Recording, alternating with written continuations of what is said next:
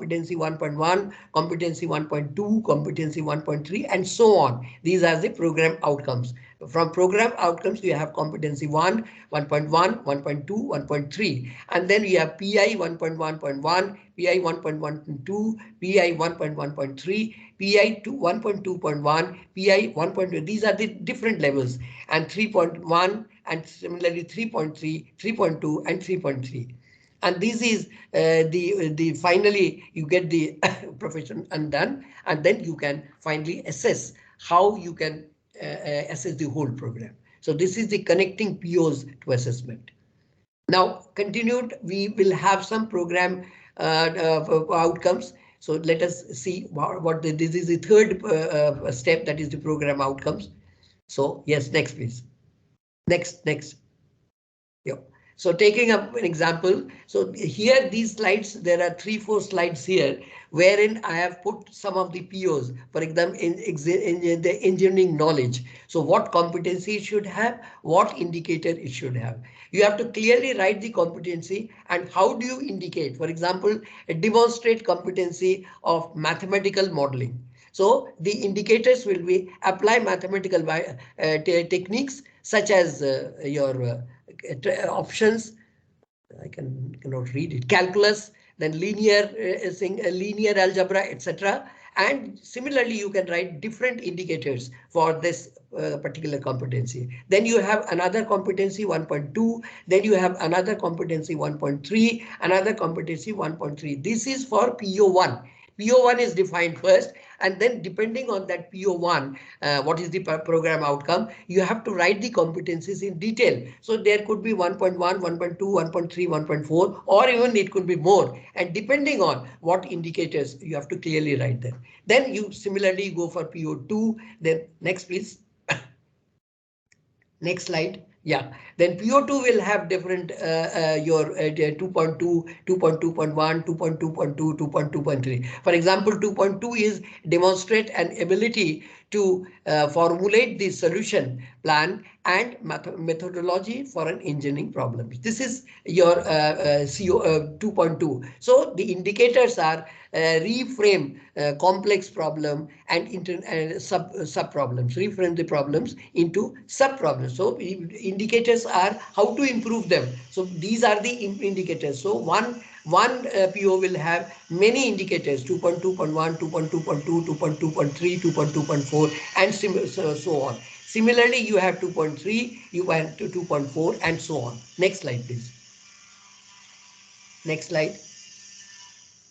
Yeah, so there is another PO. Now that 2 POs were over, now PO number 3 has come. For that also, you have to make a chart like this. So you have to write the competencies and the indicators. You have to clearly write the what are the competencies, what are the indicators. Similarly, PO4, next.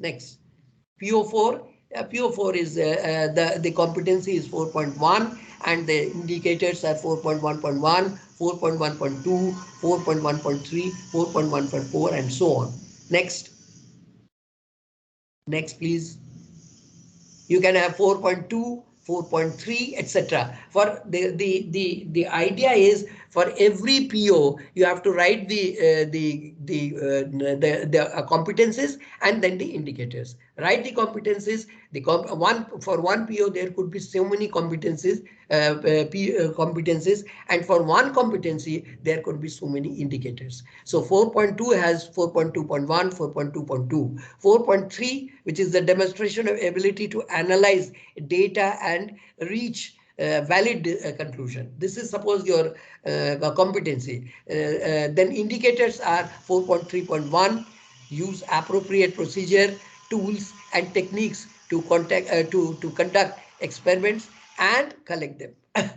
So similarly, you can have 4.3.2, 4.3.3, 4.3.4, and so on. Next. Similarly, it is a PO5. PO5 have competencies 5.1, 5.2, 5.3. The 5.1 competency has two indicators, 5.1.1 and 5.1.2. The 5.2 competency has two indicators, 5.2.1, 5.2.2. The 5.3 competency has 5.3.1, two indicators, 5.3.1, 5.3.2. Next, please. Next. Similarly, on the same lines, you have another program outcome, which is PO6. For example, this is the engineering activity. Engineer and society. This is the program outcome. So you have to write the competencies 6.1, and it has 6.1.1 as the indicator. 6.2, it has the 6.21 is the indicator. Next, please. Next. Yeah, similarly, you have PO7, 7.1, competency 7.1.1, 7.1.2, 7.2, 7.2.1, and 7.2.2. Next, please. Next. You have next program outcome, which is the 8th program outcome. It has the competency of 8.1 and 8.2, and the indicators of 8.1.1, 8.2.1, and 8.2.2. Similarly, you have PO9. PO9 have 9.3 competencies, 9.1, 9.2, and 9.3. And the competencies indicators are 9.1.1, 9.1.2, 9.2 has 9.2.1, 9.2.2, 9.2.3, and 9.2.4. And similarly, 9.3, which is the competency, has got 9.3.1 as the indicator. Next, please. Next. This is program outcome 10. On the same lines, you can see that the depending on the program outcome, you have to first clearly decide and spell out the competency. And for every competency, the indicators are to be decided. Next. Next, please. Next slide. Yeah, so I am not going to repeat it because it is the same lines, PO11, then PO12. Like that, you have to very clearly define and spell out the competencies first and then the indicators. Now, when you do this, the competency, when you have designed for a program outcome, first of all, the program outcome is to be defined very clearly. What does this program outcome? It may have 1, 2, 3, 4, 5, 6. As I said, this is 11 and then you have 12. Suppose there are 12 program outcomes. Every program outcome is to be clearly defined and it is to be explained that what kind of outcome you are going to write and what kind of program outcome you are going to spell out for real learning to take place.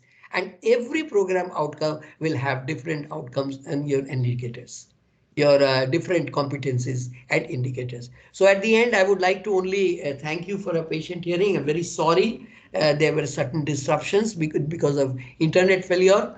But then this is very, very important.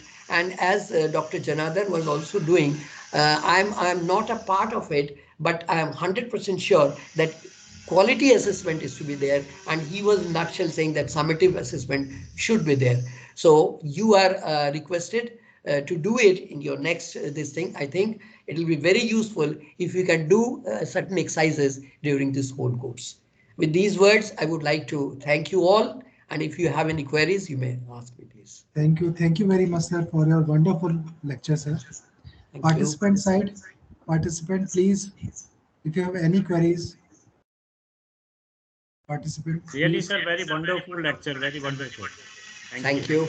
Thank you. Thank you.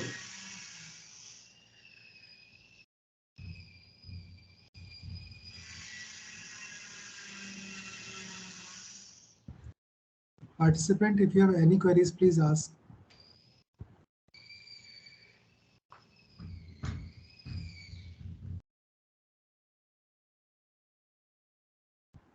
I think, sir, there is no questions. So, I would like to thank you, sir, for accepting our invitation and shower your blessing always, sir. Thank you very much. Thank you very much, Avdesh ji. Very nice. Thank you. Thank you. Thank you very much. Okay. So I'm closing this session. We will be meet at 3 p.m. sharp.